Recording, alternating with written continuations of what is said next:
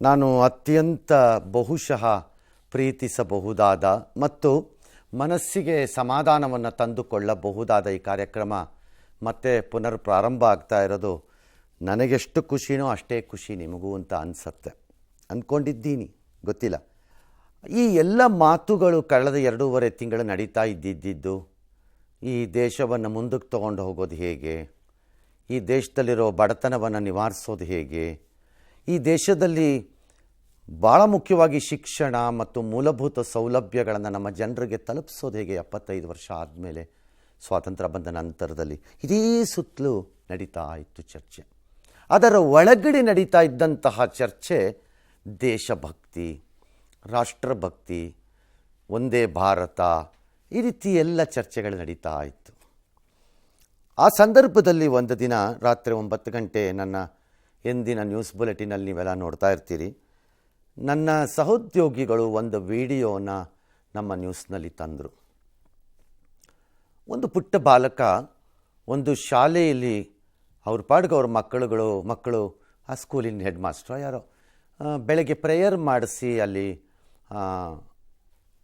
ಧ್ವಜಾರೋಹಣವನ್ನು ಮಾಡ್ತಾ ಇದ್ದಾಗ ದೂರದಲ್ಲಿ ನಿಂತ ಒಂದು ಪುಟಾಣಿ ಬಾಲಕ ತಾನು ಚಿಂದಿ ಆಯ್ತಾ ಇದ್ದಿದ್ದ ಬ್ಯಾಗನ್ನು ಕೆಳಕ್ಕಿಟ್ಟುಬಿಟ್ಟು ಅದಕ್ಕೆ ಒಂದು ಗೌರವವನ್ನು, ಅಂದರೆ ನಮ್ಮ ರಾಷ್ಟ್ರಗೀತೆಗೆ ಗೌರವವನ್ನು, ರಾಷ್ಟ್ರಧ್ವಜಕ್ಕೆ ಗೌರವವನ್ನು ಸಲ್ಲಿಸುವಂತಹ ವಿಡಿಯೋ ಅದು. ರಾಯಚೂರು ದೇವಸಗೂರು ಶಾಲೆಯಲ್ಲಿ ರಾಷ್ಟ್ರಗೀತೆ ಮೊಳಗ್ತಾ ಇತ್ತು. ಚಿಂದಿ ಆಯೋ ಹುಡುಗ ಒಬ್ಬ ಅಲ್ಲಿದ್ದ, ಅವನಿಗೆ ರಾಷ್ಟ್ರಗೀತೆ ಕೇಳಿಸ್ತು. ಟಕ್ಕಂತ ಬ್ಯಾಗನ್ನು ಕೆಳಗೆ ಹಾಕ್ಬಿಟ್ಟು ನಿಂತ್ಕೊಬಿಡ್ತಾನೆ. ಮುಗಿದ ತಕ್ಷಣ ಟಕ್ಕಂತ ಬ್ಯಾಗ್ ತೊಗೊಂಡು ಹೊರಟಿದ್ದಾನೆ. ಇದು ನಿಜವಾದ ಚಿತ್ರ. ಈ ಸರಿ ಆಗಸ್ಟ್ 15 ಬೆಂಗಳೂರು ಕರೆಸಿ ಒಂದು ಶಾಲೆ ಓದಿಸ್ಬೇಕು, ನಾನು ಕಂಡುಹಿಡಿದ್ವಿ ಎಲ್ಲಿದ್ದಾನೆ ಹುಡುಗ. ಈ ಹುಡುಗ ಯಾವುದೋ ಸ್ಕೂಲಲ್ಲಿ ನಡೀತಿರೋ ಬಾವುಟಕ್ಕೆ ಅವನು ಬಾವುಟ ಹಾರಿಸ್ತಿರೋದಕ್ಕೆ ಪಾಪ ಸಲ್ಯೂಟ್ ಮಾಡ್ತಾನೆ ಅಂತಂದರೆ, ಫಸ್ಟ್ ಆಫ್ ಆಲ್ ಈ ಹುಡುಗ ಸ್ಕೂಲಿಂದ ಆಚೆ ಹಾಕಿದ್ದಾನೆ ಅಂತ ನಾನು ಯಾಕೆ ಕೇಳಲಿಲ್ಲ? What a fool I am ಅನ್ನಿಸ್ಬಿಡ್ತು. ಬೆಳಗ್ಗೆ ಎದ್ದ ಕೂಡಲೇ ರಾಯಚೂರು ನನ್ನ ಸಹೋದ್ಯೋಗಿ ಫೋನ್ ಮಾಡಿ ಹೇಳಿದೆ, track that boy first, where is he, ಅವನು ಯಾಕೆ ಆಚೆ ಇದ್ದಾನೆ ಫಸ್ಟ್ ನನಗೆ ಹೇಳಿ ಅದನ್ನು ಅಂತ. ಫೈನಲಿ ನಮ್ಮವ್ರು ಟ್ರ್ಯಾಕ್ ಮಾಡಿದ್ರು ಅದನ್ನು. ಆ ಟ್ರ್ಯಾಕ್ ಮಾಡಿದಾಗ ನಾನು I decided this boy has to go back to school. ಇದು ಬೇರೆ, ರಾಷ್ಟ್ರಭಕ್ತಿ ಬೇರೆ, ರಾಷ್ಟ್ರಗೀತೆಗೆ ತೋರಿಸ್ತಿರೋ ನಮಗೆ ಗೌರವ ಬೇರೆ, ಬಟ್ ಇವನು has to go back to school ಅಂತ ಚೆಕ್ ಮಾಡಿದಾಗ ಎಂಟೈರ್ ಸ್ಟೋರಿಯ ಅನಾವರಣ ಹೀಗಾಗ್ತಾ ಹೋಯಿತು. ಒಮ್ಮೊಮ್ಮೆ ಒಂದು ಸಣ್ಣ ಆಲೋಚನೆ ಕೆಲವು ಬದಲಾವಣೆಗಳನ್ನು ತರಬಹುದು. ಒಮ್ಮೊಮ್ಮೆ ಸಣ್ಣ ಪ್ರಶ್ನೆಗಳು ನಮ್ಮನ್ನು ನಾವು ಕೇಳಿಕೊಂಡಾಗ ಪರಿಹಾರಗಳು ಹೊರಗೆ ಬರ್ಬೋದು. ಸರ್ಕಾರದಲ್ಲಿರೋ ವ್ಯವಸ್ಥೆಗಳನ್ನೇ ಬಳಸ್ಕೊಂಡು ನಾವು ಭಾಳ ಒಳ್ಳೆಯ ಕೆಲಸಗಳನ್ನು ಭಾಳ ಸರಿ ಮಾಡಿಬಿಡ್ಬೋದು. I hope what we have done today will inspire many ಅನ್ಸತ್ತೆ. ಈ ಕತೆ ನನ್ನ ಪ್ರಶ್ನೆಗೆ ಉತ್ತರ ರೂಪದಲ್ಲಿ ಹುಟ್ಕೊಂಡಿದ್ದು ಮತ್ತು ಬೆಳೆದದ್ದು ಹೀಗೆ. ಬದುಕಿನ ಬಂಡಿ ಸಾಗಿಸಲು ರಸ್ತೆ ಬದಿಯಲ್ಲಿ ಚಿಂದಿ ಆಯ್ತಾ ಇದ್ದ ಈ ಬಾಲಕನ ಕಿವಿಗೆ ರಾಷ್ಟ್ರಗೀತೆಯ ಗಾಯನ ಕೇಳಿಸಿದ್ದೇ ತಡ. ಅರೆಕ್ಷಣವೂ ಮೈಮರೆಯದೆ ಕೈಯಲ್ಲಿದ್ದ ಚೀಲವನ್ನ ಕೆಳಗಿಟ್ಟು ಎದ್ದು ನಿಂತು ರಾಷ್ಟ್ರಗೀತೆಗೆ ಗೌರವ ಸಲ್ಲಿಸಿದ ವಿಡಿಯೋ ಸಾಕಷ್ಟು ವೈರಲ್ ಆಗಿ ನಿಜವಾದ ರಾಷ್ಟ್ರಭಕ್ತಿಗೆ ಪ್ರೇರಣೆಯಾದುದನ್ನ ನೀವು ಗಮನಿಸಿರ್ತೀರಿ. ಆದರೆ ಬೆಳಕು ಕಾರ್ಯಕ್ರಮ ಈ ಬಾಲಕನ ರಾಷ್ಟ್ರ ಪ್ರೇಮವನ್ನ ಗುರುತಿಸಿ ಅರಳುವ ಮುನ್ನವೇ ಕಮರ್ತಾ ಇರುವ ಈ ಪುಟಾಣಿಯ ಶಿಕ್ಷಣವನ್ನ ಮತ್ತೆ ಹಳಿಗೆ ತರುವ ಸಂಕಲ್ಪದೊಂದಿಗೆ ಈ ವಿಶೇಷ ಸ್ಟೋರಿಯನ್ನ ನಿಮ್ಮ ಮುಂದೆ ತರ್ತಾ ಇದೆ.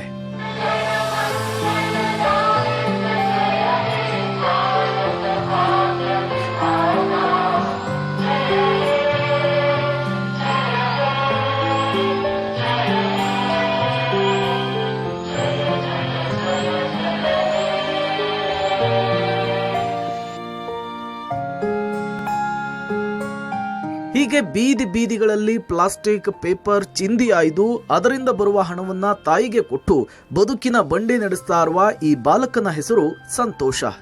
ರಾಯಚೂರಿನ ದೇವದುರ್ಗ ತಾಲೂಕಿನ ಮಸರಕಲ್ ಗ್ರಾಮದ ಈ ಬಾಲಕನ ಕುಟುಂಬ ಅಲೆಮಾರಿ ಬದುಕನ್ನ ಸಾಗಿಸ್ತಾ ಇದೆ.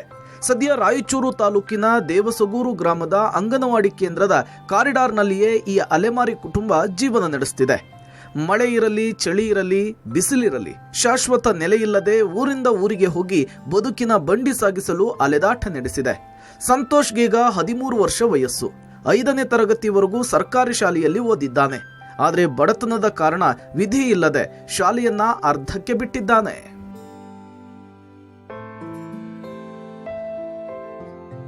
ರಾಷ್ಟ್ರಗೀತೆಗೆ ಗೌರವವನ್ನ ಸಲ್ಲಿಸಿ ಎಲ್ಲರ ಮೆಚ್ಚುಗೆಗೆ ಪಾತ್ರನಾಗಿರುವ ಸಂತೋಷ್ಗೆ ತನ್ನ ವಿದ್ಯಾಭ್ಯಾಸವನ್ನ ಮುಂದುವರಿಸುವ ಆಸೆ ಇದೆ. ಆದರೆ ಬಡತನ, ಅಲೆಮಾರಿ ಜೀವನ ಅವನ ಓದಿಗೆ ಅಡ್ಡಿಯಾಗಿದೆ. ಜೊತೆಗೆ ಅಪ್ಪ ಬಿಟ್ಟೋಗಿದ್ದಾನೆ, ಅಣ್ಣ ಕುರಿ ಮೇಯಿಸುವ ಕೆಲಸ ಮಾಡ್ಕೊಂಡಿದ್ದಾನೆ. ಶಾಲೆಗೆ ಹೋಗಿ ಕಷ್ಟಪಟ್ಟು ಓದಿ ತಾಯಿಯನ್ನ ಚೆನ್ನಾಗಿ ನೋಡ್ಕೊಳ್ಬೇಕು ಎಂಬ ಆಸೆ ಈ ಬಾಲಕನದ್ದು. ಶಾಶ್ವತ ನೆಲೆಯಿಲ್ಲದ ಪ್ರತಿನಿತ್ಯ ಒಂದೊತ್ತಿನ ಊಟಕ್ಕೂ ಪರದಾಟ ನಡೆಸಬೇಕಾದ ಸ್ಥಿತಿಯಲ್ಲಿರುವ ಬಾಲಕನ ಓದುವ ಕನಸು ಕಮರದಂತೆ ನೋಡಿಕೊಳ್ಳುವ ಪ್ರಾಮಾಣಿಕ ಪ್ರಯತ್ನ ನಮ್ಮದು.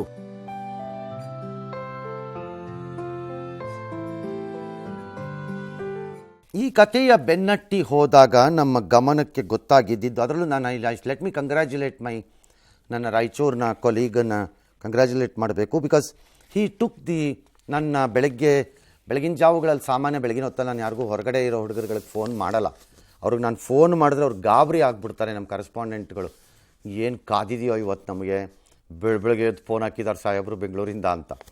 ಬಟ್ ಈ ಕತೆ ಕೇಳಿದ ಮೇಲೆ ಅವನು he started working on it and he track down this boy. ಹುಡುಕ್ದ ಬಿಡಲಿಲ್ಲ. Then we came to know the real story. This is a beautiful story. ತಂದೆ ಇಲ್ಲ, ತಂದೆ ಬಿಟ್ಟೋಗ್ಬಿಟ್ಟಿದ್ದಾರೆ. ವಾಟ್ ಎವರ್ ಇಟ್ ಈಸ್, ಅವ್ರನ್ನ ಯಾವ ನೋಡ್ಕೋತಿರ್ತಾರೋ, ಮಾಮ ಮತ್ತು ತಾಯಿ. ಹಾಂ, ನಿಮ್ಮದು ತಾಯಿ ಹೆಸರು ಶಿವಮ್ಮ. ನೀನು ಅವಲ್ಲ, ನಿನ್ನ ಮಗಿ ಏನದ? ಎಷ್ಟು ಮಕ್ಕಳು ನಿನಗೆ? 2 2 ಗಂಡೇನು ನಿಂಗೆ? ನಿನ್ನ ಯಜಮಾನಿ ಎಲ್ಲೋದ? ಇನ್ನೊಂದು ಮಾಡ್ಕೊಂಡು ಹೋಗ್ಯಾನ್ರಿ. ಇನ್ನೊಬ್ಳು ಇನ್ನೊಂದು ಅಕ್ಕಿ ಕಟ್ಕೊಂಡು ಹೋದ್ನೇನವ? ನೀವು 3 ತಿಂಗಳು ಒಟ್ಲೇರಾಗ ಹೋಗ್ಯಾನ್ರಿ. ಇವೆರಡು ನಿನ್ನ ಕೈಗೆ ಬಿಟ್ಟು ಹೋದ್ನಾ? ಎಲ್ಲಿ ಹೋದವ? ಇನ್ನೊಂದು ಮಾಡ್ಕೊಂಡು ಜಾಪ್ರಾಗನ್ರಿ. ನೀ ಇವನ್ ಮಾಮ ಆಕಿ ತಂಗಿ ತಂಗಿರಿ. ನೀ ಏನ್ ಮಾಡ್ತಿ? ನಾವು ಮೊಸರಕಲ್ಲಾಗ ಇರ್ತೀವ್ರಿ. ಮೊಸರಕಲ್ಲಾಗ ಆ ಊರಲ್ಲಿದ್ದೀ? ಮೊಸರಕಲ್ಲಾಗ ಇರ್ತೀವಿ. ನೀವು? ದೇವಸೂರಾಗಿದ್ದೀವಿ. ದೇವಸೂರ್ ಮೊಸರಕಲ್ಲ ನಮ್ಮಲ್ಲಿ ಇದ್ದಲ್ರಿ. ಅಲ್ಲಿಂದ ಬಿಡ್ಕಂತ ಅಂತ ದೇವಸೂರ್ಗೆ ಹೋಯ್ದ್ಲಿ ಅನ್ರಿ ಆಕಿ. ಯಾವ ಊರಲ್ಲಿದ್ದೀನಿ? ನಿಧಾನಕ್ಕೆ ಹೇಳಿ. ದೇವಸೂರ್ ರೀ. ನೀನು ಸಂತೋಷ. ನಿನ್ಗೆ ಎಷ್ಟು ಇವಾಗ ಏಜ್? ವಯಸ್ಸೆಷ್ಟು? 12-13 ಇರ್ಬೇಕ್ರಿ. ಅಷ್ಟೇ ರೀ. ನಿಮ್ಮ ಅವ್ವ? ಹಾಂ. ನೀ ಏನು ಮಾಡ್ತಿ? ಏನಿಲ್ಲ ರೀ, ಪೇಪರ್ ಆರಿಸ್ತೀನಿ ರೀ. ಆರಿಸ್ತಿ? ಯಾಕೆ ಹಂಗೆ ಮಾಡಿಸ್ತಿ ಅವನ ಕೈಗೆ ನೀನು? ಸ್ಕೂಲ್ ಹೋಗಿಲ್ಲ ಅಂದ್ರಿ ಇದ್ದೇನ್ರಿ. ಯಾರ ಮನೆಗೆ ಯಾಕೆ ಬಿಡ್ಬೇಕಂತ ನನ್ನಿಂದ ಈ ದೇವಸ್ಥಾನ ಕರ್ಕೊಂಡು ಹೋಗಿದ್ದೆ. ಅವು ಚಿಂದ ಆರ್ಸಕ್ಕೆ ಹೋಗ್ಯಾನ, ಅವು ತೀಡ ಮಾಡ್ಕೊಂಡು ಬಿಟ್ಟಾರ್ರಿ. ಅವ್ರು ಕೂಡ ಹೊಂಟ ಇವ? ನೀ ಬೇಡ ಅಂತ ಹೇಳಿಲ್ಲೇನು? ನಾನು ಯಾರ ಹುಷಾರಿದ್ದೇಳ್ರಿ, ಮಕ್ಕೊಂದಿದ್ದೆ. ಇವ್ ನಾವು ಚಿಂದ ಆರ್ಸ್ಕೊಂಬಂದು ಹಾಕಿ ಬಂದ್ರೈತಂತ ಹೊಂಟಾನ್ರಿ. ಅದೇ ಪ್ರಾಕ್ಟೀಸ್ ಮಾಡ್ಕೊಂಡ್ಬಿಟ್ನೆ. ಅಲ್ಲೇ ಪರಿಚಯ ಮಾಡ್ಕೊಂಡು ಡೇಲಿ ನೋಡ್ಯಾರ. ನೋಡೊಂದು ಫೋಟೋ ತಕೊಂಡು ಹಾಕಿಬಿಟ್ಟಾರೆ. ನೀನು ಅಲ್ಲಿ ಸ್ಕೂಲ್ ಹತ್ರ ಹೋಗಿದ್ದೆ ಅವತ್ತ? ಅಲ್ಲಿ ಪಂಚಾಯತ್ ಐತ್ರಿ. ಅಲ್ಲಿ ದಿನ ಪರ್ವ್ ಮಾಡ್ತಾರೆ. ರಾಷ್ಟ್ರ ಆಗೈತ್ರಿ. ದಿನ ನಿಂದಿರ್ತೀನಿ ರೀ. ದಿನ ನಿಂತ್ಕೋತಿ? ಹ್ಞೂ ರೀ. ಏನಕ್ಕೆ ನಿಂತ್ಕೋತಿ ನೀನು? ಗೌರವ ಕೊಡ್ಬೇಕು. ನಿಂಗೆ ಯಾರು ಹೇಳಿದ್ದು ಹಂಗೆ ಮಾಡಬೇಕು ಅಂತ? ನಾವು ಕಬಡ್ಡಿ ಆಡಕ್ಕೆ ಹೋಗ್ತಿದ್ದೆ, ಖೋ ಖೋ ಆಡಕ್ಕೆ ಹೋಗ್ತಿದ್ದೆ ರೀ. ಅಲ್ಲಿ ಅವ್ರು ಎಲ್ಲರೂ ನಿಂದಿರ್ತಿದ್ರು ರೀ. ಅವಾಗ ನಿಂದಿರ್ತಿದ್ದೆ ರೀ. ನೀನು ನಿಂತ್ಕೋತಿದ್ದೆ? ಹ್ಞೂ ರೀ. ಸೊ ಈಗ ಅದು ಕೇಳಿಸ್ಕೊಂಡ ತಕ್ಷಣ ನಿಂತ್ಕೊಂಡ್ಬಿಡ್ತೀಯಾ? ಹ್ಞೂ ರೀ.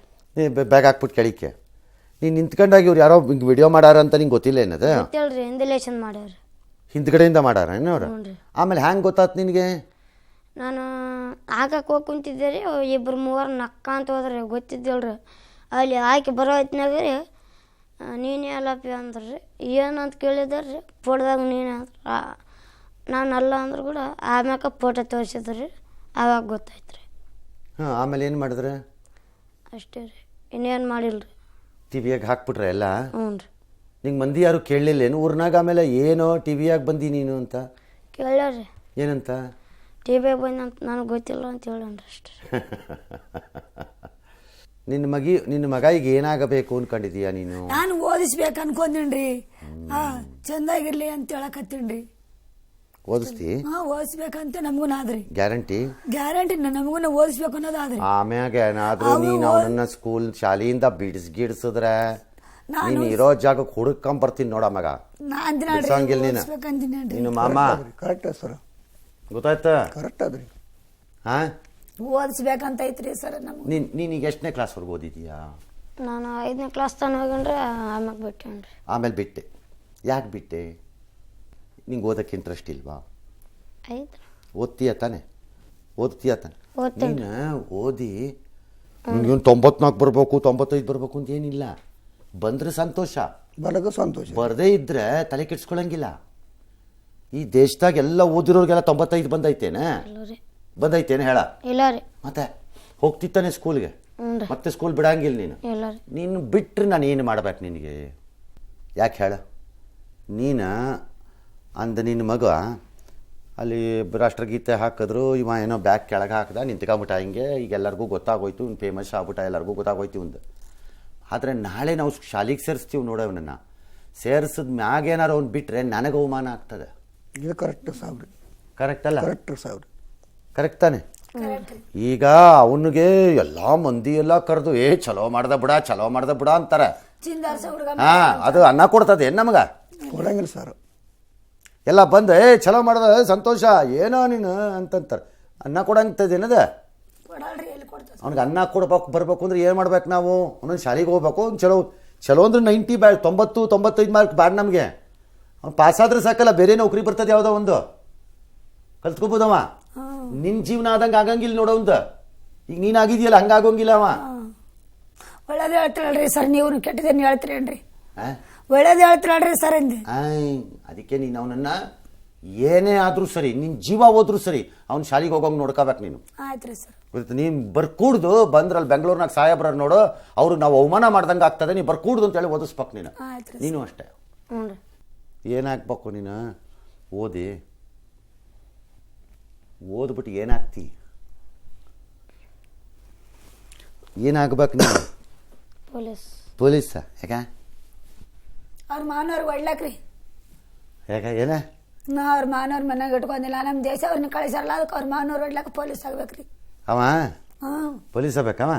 ಅಲ್ರಿ ಹಣೆ ಬರ್ತದ್ರಿ. ಯಾರು ಮಾಡಕ್ಕೆ ಏನೈತೆ ಸರ್? ನೀನು ಏನಾಗಬೇಕು ಅಂತ ಆಮ್ಯಾಗ ನೋಡೋಣ, ಗೊತ್ತಾಯ್ತಾ? ಈಗ ತಲೆ ಕೆಡ್ಸ್ಕೊಬೇಡ. ಅದಕ್ಕೆ ಓದೋದು ಕಲಿಬೇಕು. ಫಸ್ಟ್ ಓದು, ಗೊತ್ತಾಯ್ತಾ?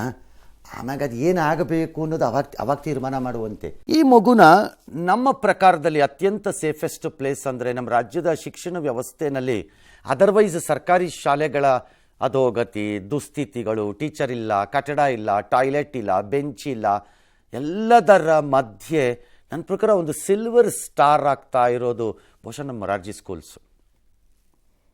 They are doing A fantastic job ಅವ್ರು. ಆ್ಯಕ್ಚುಲಿ ಭಾಳ ಜನಕ್ಕೆ ಗೊತ್ತಾಗ್ತಾ ಇಲ್ಲ ನಮಗದು. ಅದನ್ನು ನಡೆಸ್ತಾ ಇರೋದು ಎಲ್ಲೋ ಅಲ್ಲೊಂದು ಇಲ್ಲೊಂದು ಸರಿಯಾಗಿ ನಡೀದೇ ಇರೋ ಶಾಲೆನೂ ಇರಬಹುದೇನೋ, ನಾನು ಇಲ್ಲ ಅಂತ ಹೇಳಲಿಕ್ಕಾಗಲ್ಲ. ಆದರೆ ಲಾರ್ಜ್ಲಿ ಅವರು ಮೊರಾರ್ಜಿ ವಸತಿ ಶಾಲೆಗಳು ಚೆನ್ನಾಗಿ ಮಾಡ್ತಾಯಿವೆ. ಅದರಲ್ಲೂ ಏನೂ ಇಲ್ಲ ಇವ್ರುಗಳಿಗೆ, ಇನ್ನು ಭವಿಷ್ಯನೇ ಇಲ್ಲ ಅನ್ನೋ ಮಕ್ಕಳುಗಳಿಗೆ ವಸತಿ ಸಮೇತ ಇರುವುದರಿಂದ ಒಂದು ರೀತಿ ದಾರಿದೀಪ ಅದು, ಆಶಾಕಿರಣ ಅದೀಗ ನನ್ನ ಪ್ರಕಾರದಲ್ಲಿ. ಹಾಗಾಗಿ obviously social welfare department run ಮಾಡ್ತಿರೋ ಈ ಮೊರಾರ್ಜಿ ಶಾಲೆಗೆ ನಾವು ಮೊರೆ ಹೋಗಿದ್ದೀವಿ. ರಾಯಚೂರಿನ ದೇವದುರ್ಗ ತಾಲೂಕಿನಲ್ಲಿ ಮೊರಾರ್ಜಿ ಶಾಲೆ ಇದೆ. ಅಲ್ಲಿ ಶರಣಯ್ಯ ಹಿರೇಮಠ್ ಅಂತ ಇದ್ದಾರೆ ಪ್ರಿನ್ಸಿಪಲ್ರು. ಸಾಮಾನ್ಯವಾಗಿ ಪ್ರಿನ್ಸಿಪಲ್ರು ನನ್ನ ಜೊತೆ ನನ್ನ ದೂರವಾಣಿಲಿ ಮಾತಾಡ್ಬಿಡ್ತಾರೆ ನಾನು ಏನಾದ್ರು ಕೇಳ್ಕೊಂಡ್ರೆ.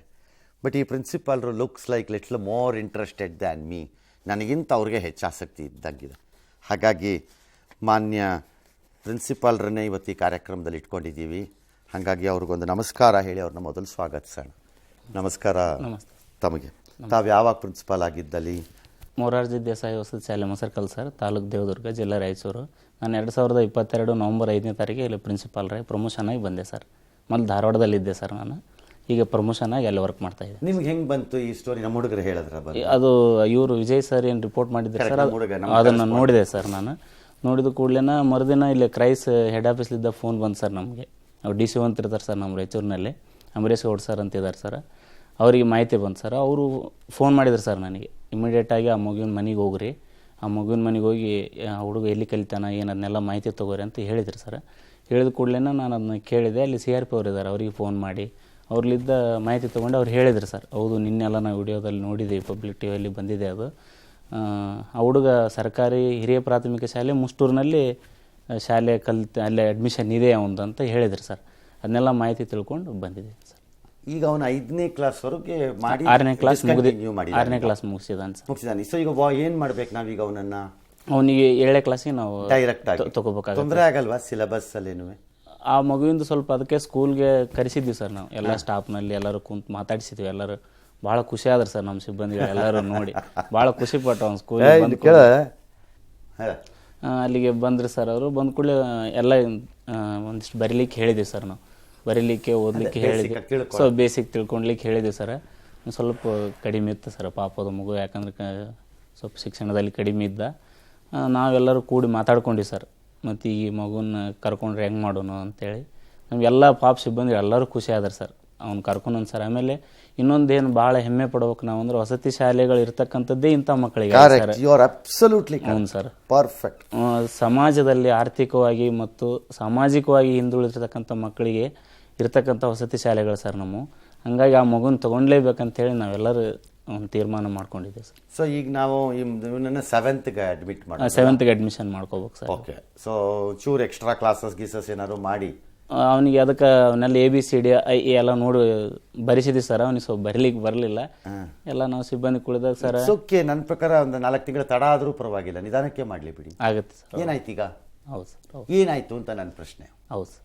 1 ವರ್ಷ ತಡವಾಗಿ ವಿದ್ಯೆಯನ್ನು ಕಂಪ್ಲೀಟ್ ಮಾಡಿರೋರೆಲ್ಲ ಪೆದ್ರು ಅಂತ ಏನಿಲ್ಲ, ಹಾಗೇನಿಲ್ಲ. ಹೌದು ಸರ್.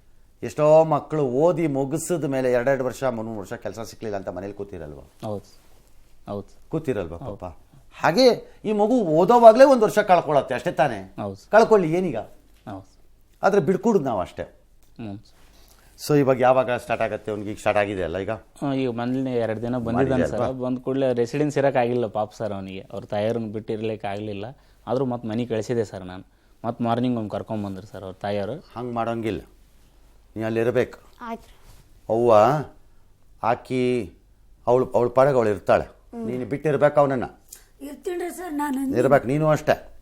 ಮೊದಲು ಒಂದು 2-3 ತಿಂಗಳು ಅವ್ವ ಬೇಕೇನೋ, ಅಮ್ಮ ಬೇಕು ನನಗೆ ಅಂತ ಅನಿಸ್ತದೆ, ಆಮೇಲೆ ಸರಿ ಹೋಗ್ತದೆ. ನೀನು ಈಗ ಕಷ್ಟಪಟ್ಟರೆ ನಾಳೆ ಚಲೋ ಓದಿ ಆಕಿನ ನೋಡ್ಕೋಬೋದು ನೀನು. ಆಯ್ತು. ನೀನು ಈಗ ಅವಳ ಹತ್ರ ಹೋಗಿ ಕೂತ್ರೆ ಅವಳಿಗೆ ನೋಡ್ಕೊಳಕ್ಕೆ ನಿನ್ನ ಹತ್ರ ಏನೂ ಇರೋಂಗಿಲ್ಲ ಆಮೇಲೆ, ಗೊತ್ತಾಯ್ತಾ? ಹಂಗಾಗಿ ಈಗ ಹೋಗ್ಬೇಕು, ನೀನು ಅಲ್ಲೇ ಇರ್ಬೇಕಾ, ನೀನು ಓಡೋಗಂಗಿಲ್ಲ ಮನೆಗೆ. ಮನೆಗೆ ಓಡೋದ್ರೆ ನಾನು ಪ್ರಿನ್ಸಿಪಲ್ ಸರ್ಗೆ ಹೇಳ್ತೇನೆ. ಆಯ್ತು. ಹಾಂ, ಏನೋ ನೀನು ಅಷ್ಟೇ ಅವನನ್ನು ಮನೆಗೆ ಬಾ ಅಂತ ಹೇಳೋಂಗಿಲ್ಲ ನೀನು. ಇಲ್ಲ ರೀ ಸರ್, ನಾನು ರಜಾ ಕೊಟ್ಟಾಗ ಅವರೇ ಕಳಿಸ್ತಾರೆ, ಕರ್ಕೊಂಡು ಹೋಗು ನಿನ್ನ ಮನೆಗೆ. ಅವನಿಗೆ ಏನು ಬಟ್ಟೆ ಮತ್ತೆ ಇನ್ನೊಂದು ಬೇಕು, ಇದೆಲ್ಲ ವ್ಯವಸ್ಥೆ ನನ್ನ ಏನಾರು ಅವಶ್ಯಕತೆ ಇದ್ರೆ ನಾನು ಮಾಡ್ಕೊಡ್ತೀನಿ. ಬುಕ್ಸ್ ಎಲ್ಲ ಫ್ರೀ ಇರ್ತದೆ ಸರ್, ಎಲ್ಲ ಫ್ರೀ ಇರ್ತದೆ. ನೀ ಏನು ರೊಕ್ಕ ಕೊಡಂಗಿಲ್ಲ ಅದಕ್ಕೆ, ಆಯ್ತು ₹1 ಕೊಡಂಗಿಲ್ಲ ನೀನು. ಆಯ್ತು ಸರ್. ಚಲೋ ಓದ್ಲಿ ಬಿಡವ, ಅವ್ನಿಗೆ ಬೇಕಾದ್ರೆ ಒಂದು 4 ಬಟ್ಟೆ ಇದೆಲ್ಲ ನಾನು ವ್ಯವಸ್ಥೆ ಮಾಡಿಸ್ಕೊಡ್ತೀನಿ ಅವನಿಗೆ.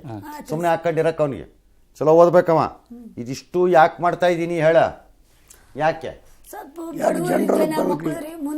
ಅದಲ್ಲ, ಅವ ಅಂದಲ್ಲಿ ನಿಂತ ನೋಡ, ನಿಂತದ ಕರೆಯೋದು, ಅದು ನನಗೆ ಭಾಳ ಇಷ್ಟ ಆಗೈತಿ. ಹಂಗಾಗಿ ಅವ್ನಿಗೆ ಅಷ್ಟು ಮಾಡ್ತಿರೋದು. ಇವನು ಎಲ್ಲ ಮಕ್ಕಳ ಥರ ಇವನು ಓಡಾಡಿಕೊಂಡಿದ್ದಿದ್ರೆ ನಾನು ಕೇಳ್ತಿದ್ನೋ ಇದು ಕೇಳ್ತಾರ್ರಿ. ಆದರೆ ಅವನೊಬ್ಬತ್ತೊಳಗೆ ನಿಂತಿದ್ದು ಒಂದಕ್ಕೆ ಇಷ್ಟ ಆಗೈತಿ.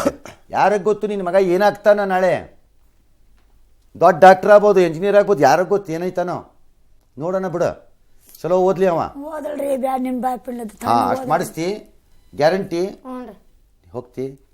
ಹಾಂ, ಕಳಿಸ್ತೀಯಲ್ಲ? ಏನು ಐ ಆಮ್ ಸೋ ಹ್ಯಾಪಿ. ಕೆಲವು ಸರಿ ಸರ್ಕಾರಿ ಕಾರ್ಯಕ್ರಮಗಳು ಕೆಲಸ ಮಾಡಲ್ಲ ಅಂದ್ಕೊಂಡ್ಬಿಡ್ತೀವಿ ನಾವು. ಸರ್ಕಾರಿ ಕಾರ್ಯಕ್ರಮಗಳೆಲ್ಲ ಫ್ಲಾಪ್ ಶೋಗಳು, ಬೋಗಸ್ ಅದು ಅಂತ ಅಂದ್ಕೊಂಬಿಟ್ಟಿರ್ತೀವಿ. ಕೆಲವು ಸರಿ ಸರ್ಕಾರಿ ಕಾರ್ಯಕ್ರಮಗಳು ನಮ್ಗೆ ಅರಿವಿಲ್ಲದೆ ಕೆಲಸ ಮಾಡ್ತಾ ಇರುತ್ತೆ. ಆ ರೀತಿಯ ಒಂದು ಕಾರ್ಯಕ್ರಮದಲ್ಲಿ ಮೇ ಬಿ ಮೊರಾರ್ಜಿ ವಸತಿ ಶಾಲೆನೂ ಇರ್ಬೋದು. ನನ್ನ ಪ್ರಕಾರ ಸಾವಿರಾರು ಮಕ್ಕಳು ಓದಿ ಹೊರಗೆ ಹೋಗ್ತಾ ಇವೆ. ಅದರಿಂದ ಅದರ ಭಾಗವಾಗಿ ಅವನಿಗೂ ಒಳ್ಳೆಯದಾಗಲಿ. ಒಂದು ಬಾವುಟ, ಒಂದು ರಾಷ್ಟ್ರಗೀತೆ, ಒಂದು ಮಗುವಿನ ಒಂದು 2 ನಿಮಿಷದ ಆಸಕ್ತಿ ಇವತ್ತು ನಮ್ಮನ್ನು ಇಷ್ಟು ಮಾಡಿಸ್ತಾ ಇದೆ. For that we are grateful. ಈ ಕಂಟ್ರಿಗೆ, ಈ ದೇಶಕ್ಕೆ ನಿಜವಾದ ರಾಷ್ಟ್ರ ಪ್ರೇಮ ಯಾವುದು ಅಂದರೆ ಬಾವುಟ ಹಾರಿಸಿದಾಗ, ರಾಷ್ಟ್ರಗೀತೆ ಹಾಡಿದಾಗ ಎದ್ದು ನಿಂತ್ಕೊಂಡು ಸಲ್ಯೂಟ್ ಮಾಡೋದಲ್ಲ. ಆ ರಾಷ್ಟ್ರದ ಭಾಗವಾಗಿ ಇರುವ ಜನರಿಗೆ ನನ್ನ ಕೈಯಿಂದ ಏನಾದರೂ ಸಾಧ್ಯ ಆದರೆ ಅದನ್ನು ಮಾಡೋದು ನಿಜವಾದ ರಾಷ್ಟ್ರ ಪ್ರೇಮ. ಬರೀ ಸ್ಟೈಲಲ್ಲಿ ಎದ್ದು ನಿಂತ್ಕೊಂಡು ಸಲ್ಯೂಟ್ ಹೊಡೆದ್ಬಿಟ್ಟು ರಾಷ್ಟ್ರಗೀತೆ ಹಾಡದೆ ಅಂದರೆ ದೊಡ್ಡ ರಾಷ್ಟ್ರಭಕ್ತಿ ಅಲ್ಲ ಅದು. Of course it's part of it ಅಷ್ಟೆ. ಬಟ್ ನಿಜವಾಗ್ಲೂ if you can do something to the people, ಆ ಸಮಾಜದಲ್ಲಿರೋ ಜನರಿಗೆ ಏನಾದ್ರು ಮಾಡಲಿಕ್ಕೆ ಸಾಧ್ಯ ಆದರೆ ಅದು ನಿಜವಾದ ರಾಷ್ಟ್ರ ಪ್ರೇಮ. ಅದನ್ನು ಇವತ್ತು ಮೇಷ್ಟ್ರು ಮಾಡ್ತೀವಿ ಅಂತ ಒಪ್ಕೊಂಡಿದ್ದಾರೆ. ನನ್ನ ಪ್ರಕಾರ ಈಗ ನನಗಿಂತ ದೊಡ್ಡ ಕೆಲಸ ಅವ್ರ ಮೇಲಿದೆ, ಜವಾಬ್ದಾರಿ. ತಾವು ಅದನ್ನು ಒಪ್ಕೊಂಡಿದ್ದೀರಿ. Thank you. ಹೋಗ್ಬಿಟ್ಟು ಬರ್ತೀನಿ. ಎಲ್ಲರಿಗೂ ಒಳ್ಳೆಯದಾಗಲಿ.